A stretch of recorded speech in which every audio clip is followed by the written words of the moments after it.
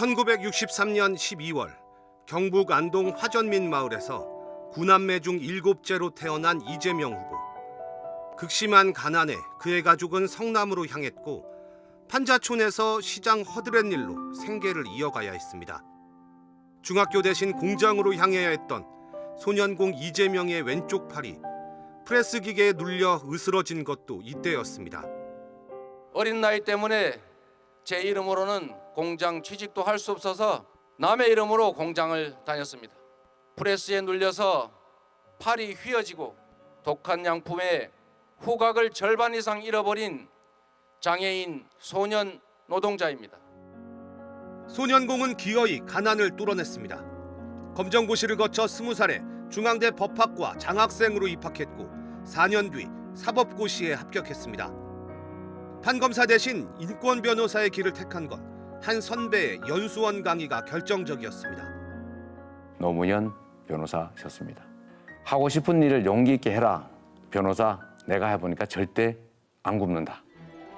시민운동가 시절 성남 시립의료원 건립이 당시 한나라당 시의원들의 반대에 가로막히자 이 후보는 정치권 입문을 결심합니다. 삼수 끝에 2010년 성남시장에 당선됐고 전임 시장이 남긴 7천억 원대 빚을 3년 만에 모두 갚아내면서 이름을 알렸습니다.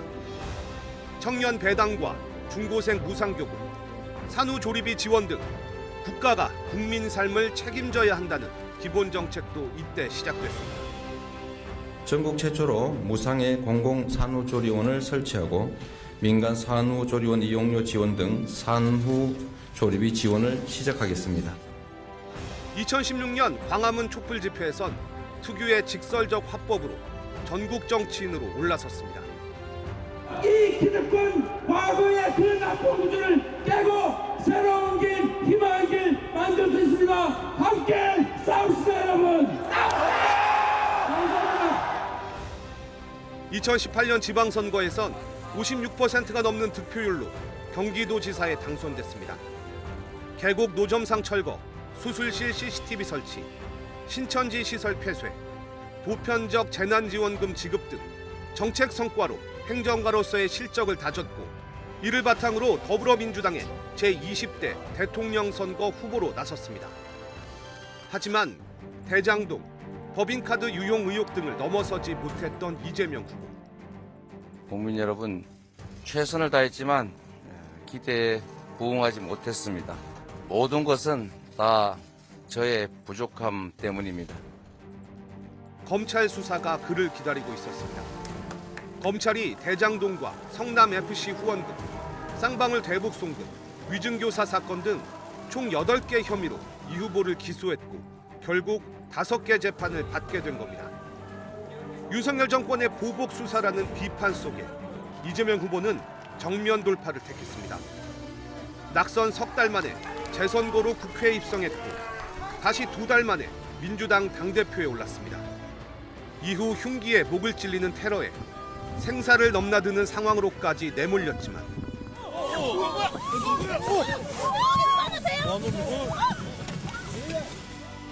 기적처럼 일어나 총선 압승을 이끌었고 야권 의석수를 188석까지 늘렸습니다. 그리고 벌어진 사상 초유의 12.3 내란 사태. 비상계엄을 선포합니다.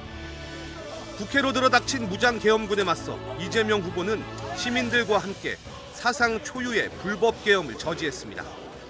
계엄 선포에 기반한 대통령의 모든 명령은 위헌, 무효, 불법입니다. 빛의 물결이 여의도와 광화문을 가득 채웠고 윤석열 전 대통령 파면과 함께 21대 대선이 시작됐습니다. 내란에 무너진 민주주의와 사회 전반에 걸친 분열과 혐오, 그리고 멈춰선 경제 성장과 더 커진 빈부격차. 이 거대한 난제 해결을 위해 이 후보는 통합과 회복, 성장을 내세웠고 국가의 주인은 국민이라고 외쳤습니다. 이 나라를 책임지고 이끌어갈 사람은 이재명도 김문수도 아니고 바로 국민 여러분입니다. 장애 소년군, 검정고 시생, 그리고 인권 변호사와 변방의 장수. 비주류의 삶을 살았음을 보여주는 그를 향한 수식어들입니다. 하지만 그 비주류 정치인은 서민들을 위한 더 나은 세상을 꿈꿨고 국민의 충복, 국민의 머습이라고 외치며 제21대 대통령이라는 중책을 맡게 됐습니다. 제가 하는 모든 일은 우리의 삶, 우리 서민들의 삶과 이재명의 참혹한 삶이 투영되어 있습니다. 앞으로도 여러분을 위해서, 세상을 위해서 최선을 다하겠습니다. 여러분 고맙습니다. 이제 우리는 모두 위대한 대한민국의 위대한 똑같은 대한국민들입니다. 함께 갑시다. 감사합니다. 국난 극복의 제도약의 새로운 시대를 균형 발전 사회 평화와 번영의 동북아 시대를 중심의 국민 성장 시대를 대한민국 제21대 대통령의 당선됐습니다.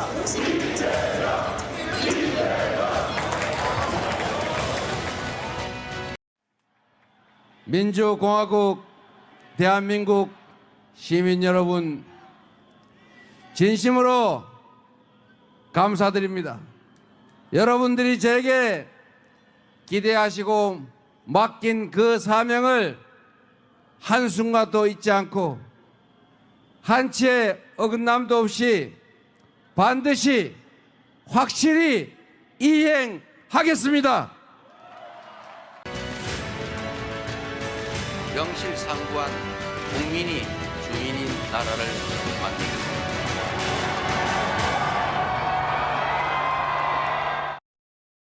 저 상대원 꼭대기에 우리가 살았는데 어머니께서 이 화장실에 출근하시기 전에 제 손을 잡고 공장에 바래다 주셨습니다. 그래도 행복했습니다. 그래도 밤늦게 야간 작업 처리가 끝나고 오면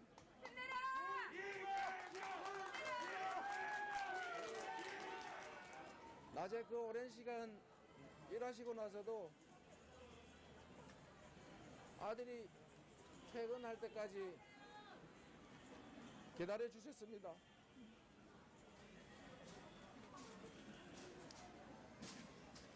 그렇게 열심히 살았습니다. 제가 시장이 된 이유도 단순했습니다. 이 부패한 정치 그만두고 우리 국민들이 진정으로 필요한 것들을 하자. 그래서 시장이 됐습니다. 우리 성남의 사람들은 다 아시지 않습니까? 저희 가족들을 동원해서 저를 공격하기 시작했습니다. 근데 제 형님께서 시정에 개입을 하셔서 공무원들한테 이래라 저래라 이거 해주라 저거 해주라 이렇게 할 때 제가 어떻게 해야 되겠습니까? 완전히 다 막았습니다. 공무원들 전화도 못 받게 상대도 하지 말라고 했더니 어머니를 통해서 저를 통화하겠다고 어머니 집을 찾아갔습니다. 집에 불을 질러 죽인다고 교회에 불을 지른다고 협박을 하니 어머니가 저한테 전화하셨습니다. 그게 시작이었습니다. 어머니가 집에 들어가지를 못하셨어요.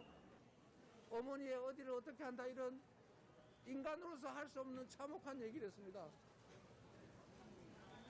저에게 어머니는 하늘입니다. 저를 낳아주셨고 저를 길러주셨고 저를 언제나 믿어줬고 저의 어떤 결정을 다 지지해 주신 분이십니다. 그 어머니의 어디를 어떻게 하다니요. 결국은 어머니를 폭행해가지고 병원까지 가셨습니다. 제가 인덕이 부족합니다. 그러나 여러분 제가 잘못했습니다. 그러나 어머니도 이제 떠나셨습니다.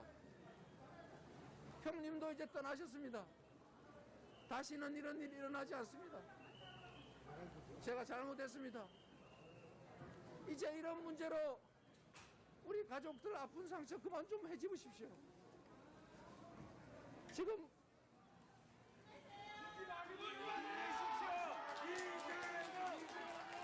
그게 친인척 비리고 친인척의 시정 개입이고 결코 해서는 안 될 일입니다. 그래서 그걸 막느라고 벌어진 일입니다.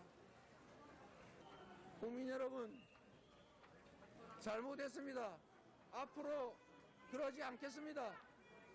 힘내십시오, 후보자님. 역설의 시대, 약자를 위한 권력의 역설. 그는 권력의 정상에 올랐는데 여전히 가난한 자들의 편에 서 있다.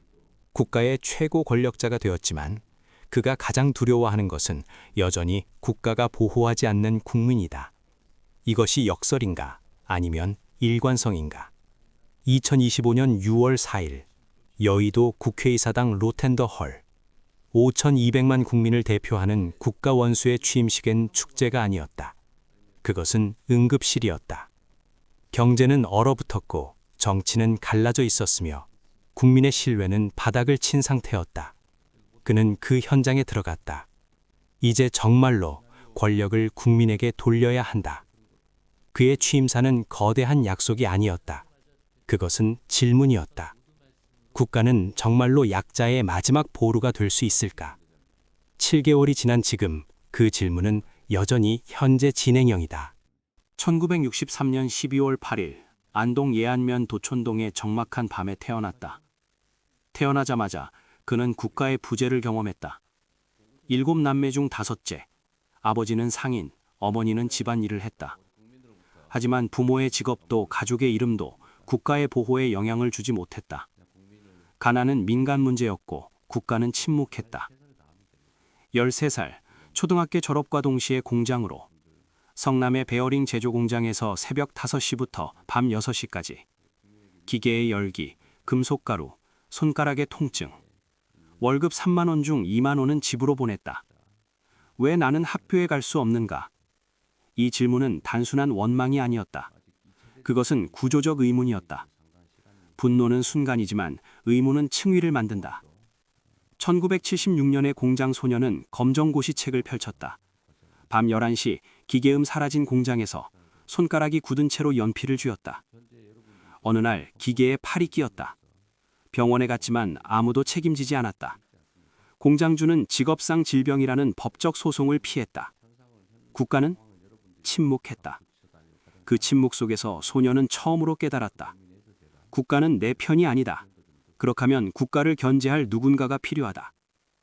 1982년 중앙대 법대 입학. 이것은 단순한 상승이 아니었다. 그것은 약속의 선언이었다. 법을 통해 국가를 재정의하겠다는. 1986년 사법시험 합격. 변호사가 된 그는 성남의 노동법정을 누볐다. 임금체불, 직업병 소송, 산재 사건들.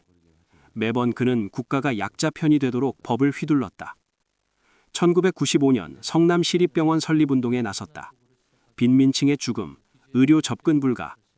그는 시장에 진정서를 던졌다. 결국 병원은 세워졌다. 하지만 공무방해죄 기소장도 함께 왔다. 법정에선 그는 깨달았다. 법은 권력 자체다. 중립은 없다. 이 깨달음이 그의 정치 기초를 만들었다. 지금 대통령실에서도 여전히 그 깨달음이 작동한다. 하지만 질문이 남는다.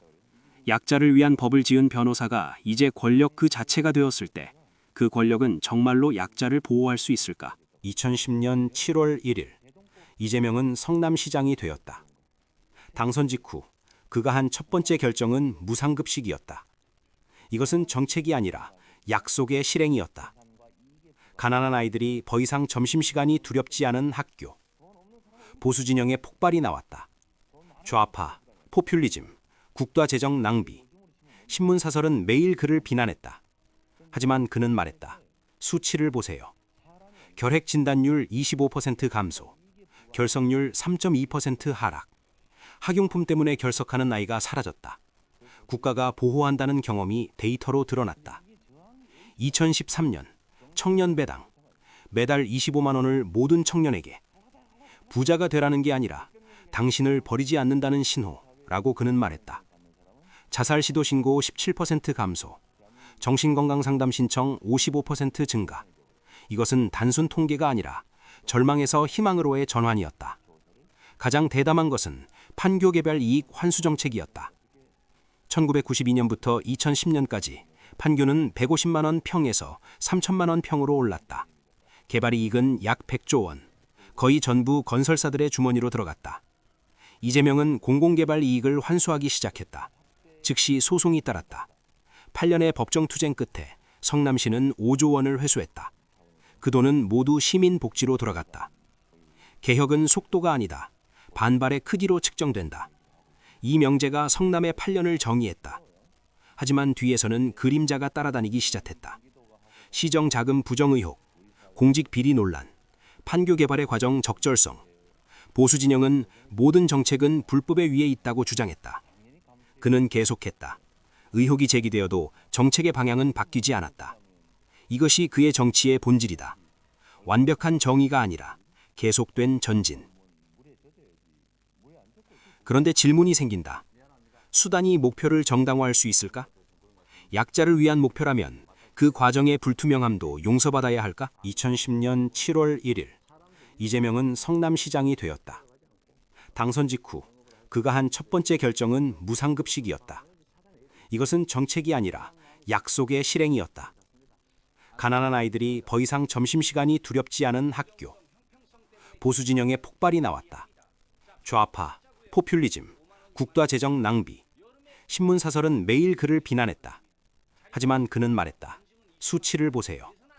결핵 진단율 25% 감소, 결석률 3.2% 하락. 학용품 때문에 결석하는 아이가 사라졌다.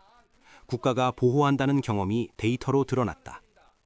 2013년 청년 배당, 매달 25만 원을 모든 청년에게. 부자가 되라는 게 아니라 당신을 버리지 않는다는 신호라고 그는 말했다. 자살 시도 신고 17% 감소, 정신건강상담 신청 55% 증가. 이것은 단순 통계가 아니라 절망에서 희망으로의 전환이었다. 가장 대담한 것은 판교 개발 이익 환수 정책이었다. 1992년부터 2010년까지 판교는 150만 원 평에서 3천만 원 평으로 올랐다. 개발 이익은 약 100조 원, 거의 전부 건설사들의 주머니로 들어갔다. 이재명은 공공개발 이익을 환수하기 시작했다.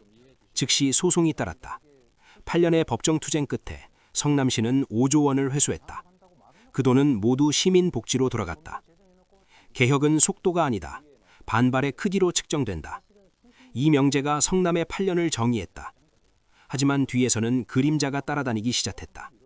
시정 자금 부정 의혹, 공직 비리 논란, 판교 개발의 과정 적절성. 보수 진영은 모든 정책은 불법의 위에 있다고 주장했다. 그는 계속했다. 의혹이 제기되어도 정책의 방향은 바뀌지 않았다.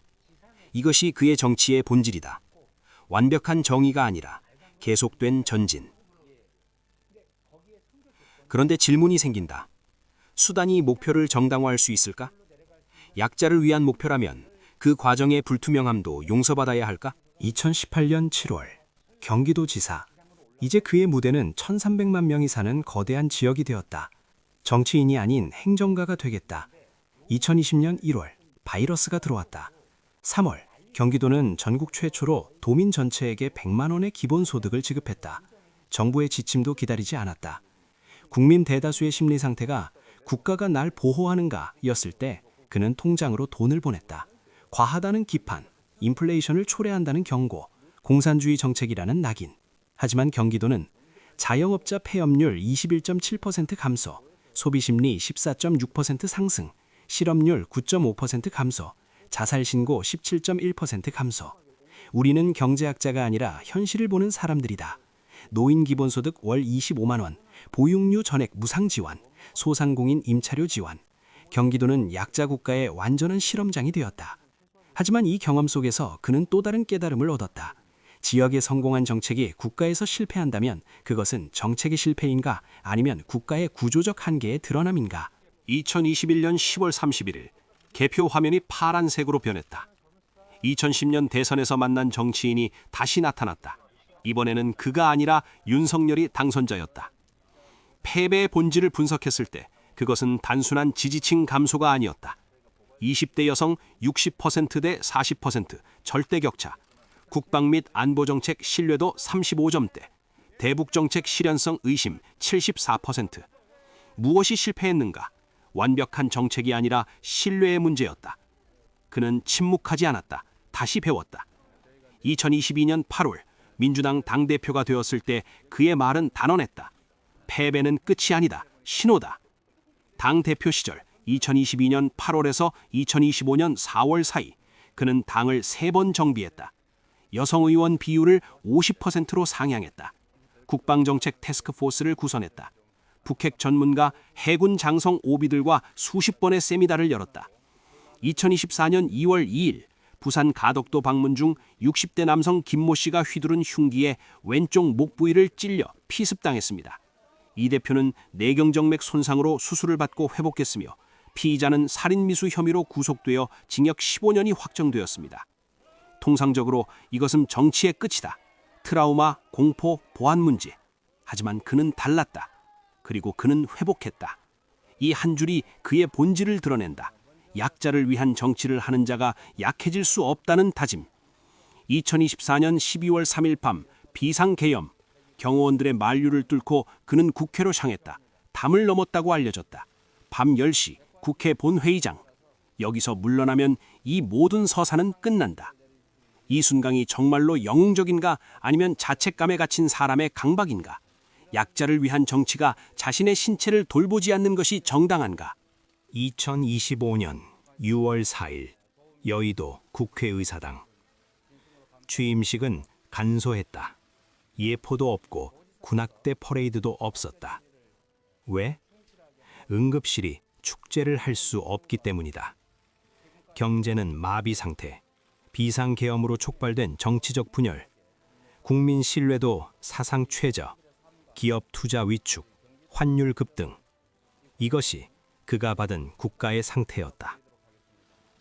취임사는 거대한 약속이 아니었다. 그것은 진단이었다. 혼돈과 절망 속에서도 나아갈 방향을 찾았습니다. 민생 회복부터 시작하겠습니다. 용산 대통령실로 청와대가 아니라 윤석열 전 대통령의 시대를 상징하는 공간을 정리하는 과정에 있었다. 그 밤 대통령은 특별한 곳에서 잤다는 보도가 나왔다. 공식 사저 인천 계양구도 아니고 대통령실 용산도 아닌 안전가옥. 상징적이었다. 나도 이 불안한 시대의 일부다. 취임 이틀 뒤 첫 국무회의. 그는 장관들에게 말했다. 산재 사망률이 세계 최고다. 제도 개선을 이번 달 안에 추진하라. 이것은 거대한 경제정책이 아니었다. 하지만 신호였다. 약자에 대한 책임은 바뀌지 않았다. 왜 첫 정책이 경제 부양이 아니라 산업재해 감소인가? 그것이 진정한 우선순위인가? 아니면 상징적 메시지인가? 6월 5일부터 시작된 비상경제 대응. 정부는 1조 원 규모의 현금 소비 쿠폰을 편성했다. 차등 지급, 저소득층 45만 원, 중산층 30만 원, 고소득층 15만 원. 모든 국민이 받지만 약자가 더 받는다. 이 정책 뒤의 논리는 명확했다. 시장을 무시할 수는 없다. 하지만 시장이 국민을 짓밟을 때 국가는 개입해야 한다. 야당의 비난이 즉시 나왔다. 포퓰리즘이다. 국가 신용도가 떨어진다. 인플레이션을 초래한다. 하지만 3개월 후 데이터가 말해주었다. 정치가 현실을 바꿨다. 요즘 경제 상황이 어떻게 변했는지 한눈에 보여주는, 한마디로 이념보다 실질적인 민생이 우선이라는 약속이 지표로 나타나고 있다는 내용으로 구체적으로 어떤 변화가 있었는지 살펴볼까요? 1. 2025년 1월 22일 대한민국 코스피 지수 역대 사상 첫 5,000 돌파 대기록. 지갑을 여는 마음이 달라졌어요. 소비 심리 지수. 원래 82점밖에 안 돼서 다들 지갑을 꽉 닫고 있었는데 이제 96점까지 올라왔어요. 무려 17.1%나 상승한 건데 사람들이 이제 좀 써도 되겠다라고 느끼기 시작했다는 신호죠. 골목 상권에 온기가 돌고 있어요. 소상공인 매출. 예전에는 마이너스 8.2%로 다들 장사 안 된다고 아우성이었잖아요. 그런데 이게 플러스 4.5%로 돌아서면서 플러스 성장으로 반전됐어요. 사장님들 얼굴에 웃음꽃이 필반한 소식이네요. 일자리 걱정도 조금은 덜었습니다.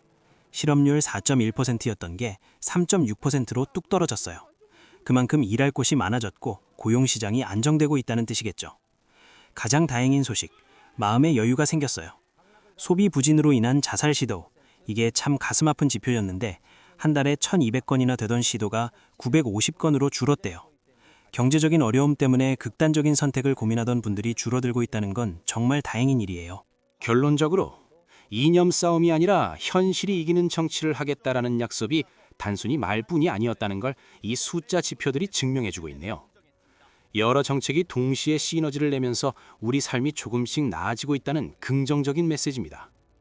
이념이 아니라 현실이 이기는 정치라는 약속이 증명되었다. 동시다발적 정책들, 부동산 시장 안정화, 6월 종순, 주택담보대출 한도 6억 원 제한, 다주택자 양도세 강화, 실수요자 우대 정책, 부자들의 분노가 터져나왔다. 보수 진영은 부동산 공포 정책이라 비난했다. 하지만 이재명은 말했다. 투기와 실수요를 구분하는 것이 국가의 책임이다. 3개월 후 서울 강남의 과열 시장이 조정되기 시작했다. 노동정책 전환, 7월. 파업 노동자 손해배상 청구권 완화, 노조활동 보호 법제화, 산업안전보건법 강화. 의료계 파업으로 병원이 마비된 상황에서도 그는 노동은 권리라는 입장을 굽히지 않았다. 산업재해 전쟁, 7월부터 9월. 고용노동부 장관에게 산재가 안 줄면 직을 걸라. 7월 한 달간. 산업재해 감시 강화, 영세 제조업 안전 개선 지원, 산재 사망 책임 강화. 9월 통계, 산업재해로 인한 사망 12.3% 감소. 하지만 질문이 남는다. 현금 지급으로 단기적 회복은 되었지만 근본적 경제구조 개선은?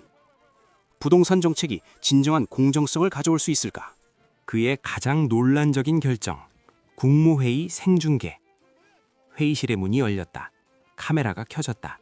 장관들의 토론, 갈등, 주저함, 최종 결정까지 모두가 실시간으로 방송되었다. 이것은 거대한 위험이었다. 갈등이 노출된다. 실수가 기록된다. 정부의 약한 모습이 세계에 보인다. 국민의 불신이 증폭될 수 있다. 통상적인 권력이라면 숨겼을 것이다. 하지만 이재명의 계산은 달랐다. 신뢰는 완벽함이 아니라 투명함에서 나온다. 2025년 6월 5일 첫 국무회의 생중계. 보도자료로만으론 알 수 없는 것들이 드러났다. 장관들 간의 의견 차이, 정책 결정의 과정, 대통령의 질문과 지시의 논리.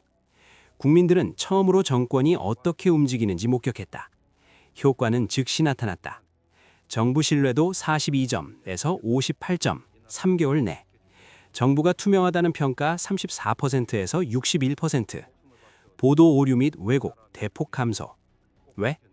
기자들도 똑같은 영상을 보고 있었기 때문이다. 왜곡하기 어려워졌다. 새로운 정치 문화의 시작. 그는 또한 결정했다. 국회와 정부의 회의도 공개. 8월부터 대통령 여당 의원 간담회가 생중계되었다.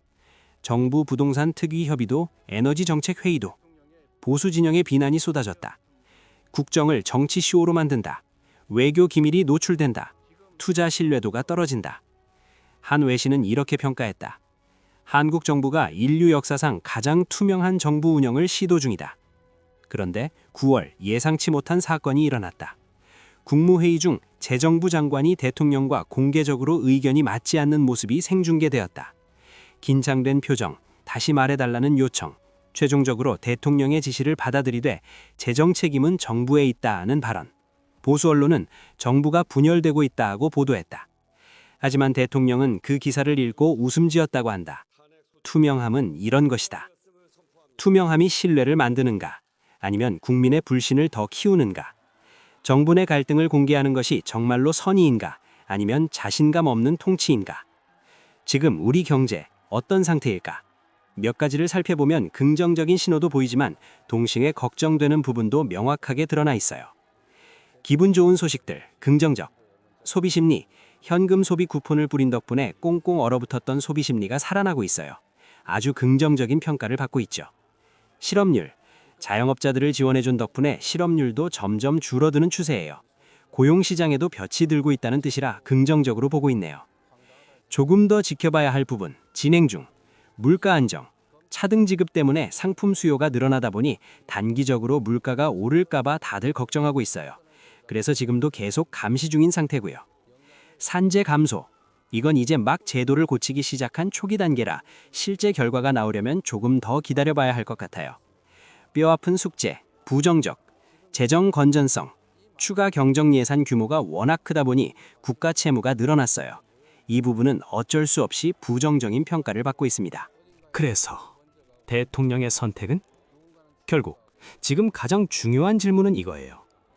당장 눈에 보이는 체감 효과를 챙길 것인가? 아니면 멀리 보고 나라 곳간을 지킬 것인가? 이 두 마리 토끼를 다 잡는 게 과연 가능할까요? 아니면 지금 우리나라의 형편상 어쩔 수 없이 하나는 포기해야 하는 선택의 기로에 서 있는 걸까요? 참 쉽지 않은 문제네요. 6월부터 11월 외교 일정은 집중적이었다. UAE 방문, 중동, 중유협국. 사우디아라비아 다음으로 중동 최강의 에너지 자산을 가진 국가. 이재명은 가서 무엇을 했는가? 에너지 협력에서 AI 산업 협력으로 범위를 확대하겠습니다. UAE와의 협약, 핵에너지 기술 이전, AI 인력 교육 협력, 미래 산업 공동 개발, 투자 규모는 약 150억 달러. 보수 언론은 원유 의존도를 높인다, 비판. 진보 언론은 미래 산업으로 방향을 틀었다, 호평. 중국 국빈 방문, 10월. 2년 만에 한중 정상회담. 이전 정부의 실효교는 중단되었다. 그의 발언, 한중 관계는 이념이 아니라 실리로 움직여야 합니다. 협약, 공급망 다각화 협력, 디지털 경제 협력, 한중 인문 교류 확대, 보수 진영의 우려, 친중 정책, 경고, 경제기회 평가, 실질적 경제 협력의 복원, 호평. 일본, 10월. 혐한 감정이 고조된 시점에서 그는 도쿄로 향했다. 일본 총리와의 만남에서 역사를 바꿀 수 없지만 미래는 함께 만들 수 있습니다. 협약, 반도체 산업 협력, 청년 교류 프로그램 확대, 해양 환경 협력.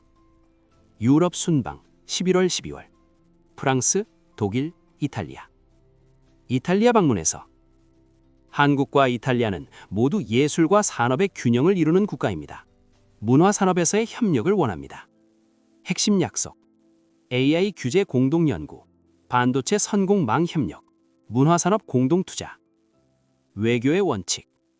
그의 외교 철학은 단순했다. 이념보다 실익, 선언보다 계약.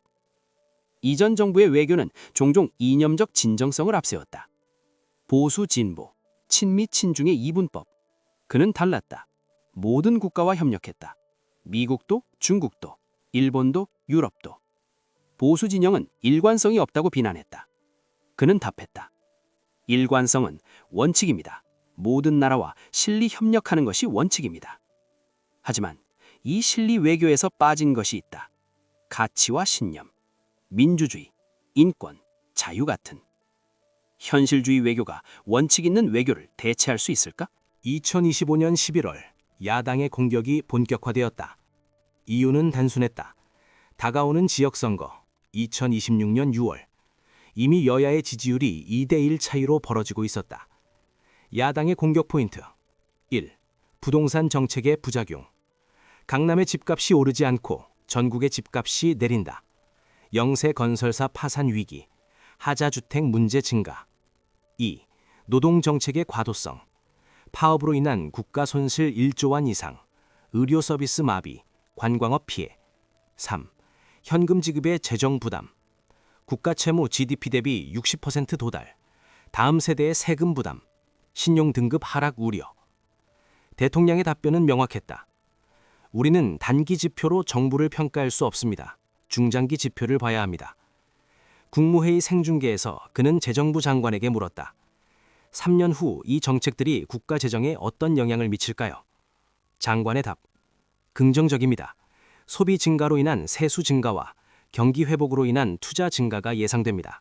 2026년 1월 24일 현재 대통령 취임 200일을 맞이했다. 지표들의 변화, 경제 회복, GDP 성장률 마이너스 0.3% 전분기에서 1.8% 이번 분기, 실업률 4.1%에서 3.4%, 소비자 심리지수 82점에서 98점, 수출 마이너스 5%에서 3.2%, 정치적 평가, 대통령 지지율 35% 취임 시에서 52% 현재, 정부가 나를 보호한다 응답 28%에서 61%, 야당 지지율 45%에서 38% 하락. 하지만 그임자도 여전하다. 국가 채무 증가, GDP 대비 61.5%, 신용등급 전망 부정적, 부동산 시장의 극단적 양극화 심화, 노동 분야의 갈등 미해결. 현재의 과제들은 1. 북한 문제. 남북 관계가 경색된 상태. 대통령은 대북 강령책과 인도적 지원의 균형을 모색 중이다. 10월 개성공단 재개 신청을 북한이 거부했다. 현재 답보 상태. 2. 국제정치. 미국과의 한미동맹 강화는 성공적이다. 하지만 트럼프 행정부 2025부터는 불확실하다. 최근 트럼프는 한국의 국방력 강화가 필요하다는 발언을 했다. 그것이 압박인지 지원인지 불명확하다. 3. 내부 갈등. 여당 내에서도 갈등이 시작되었다. 과감한 정책을 원하는 진보 진영과 신중함을 원하는 중도 진영. 12월 대통령은 당 최고위원회에서 말했다. 우리는 약자를 위한 정부를 하기로 약속했습니다. 그것을 포기하면 우리의 존재 가치는 없습니다. 4. 개인적 한계. 62세의 나이, 과거의 신체 위협으로 인한 회복 과정, 매일 밤 10시간 이상의 일정. 한 참모는 말했다. 대통령이 편하게 잠을 자고 있지 못하고 있습니다. 대통령은 웃으며 답했다. 대통령이 편하게 자고 있을 시간에 국민이 경제 불안으로 잠을 못 자고 있다면 나는 어떻게 편히 잘 수 있습니까? 이재명 대통령의 이야기는 여기서 끝나지 않는다. 2025년 6월 4일부터 2026년 1월 24일까지의 200일은 약자를 위한 국가의 실험의 초입이다. 진정한 평가는 3년 뒤, 5년 뒤에 나온다. 지금 우리가 알 수 있는 것. 그는 여전히 공장의 밤을 기억한다. 그는 여전히 변호사의 정신을 유지한다. 그는 여전히 데이터로 말한다. 그것이 일관성인가, 집착인가? 대통령 자신에게 물었던 기자의 질문. 당신의 정치가 성공하려면 무엇이 필요합니까? 대통령의 답. 저는 성공을 신경 쓰지 않습니다. 저는 계속하는 것만 신경 씁니다. 왜냐하면 멈추면 약자들이 다시 버려지기 때문입니다. 이재명 정부는 결과를 발표하는 정부가 아니라 결정을 국민과 함께 공개하는 정부다.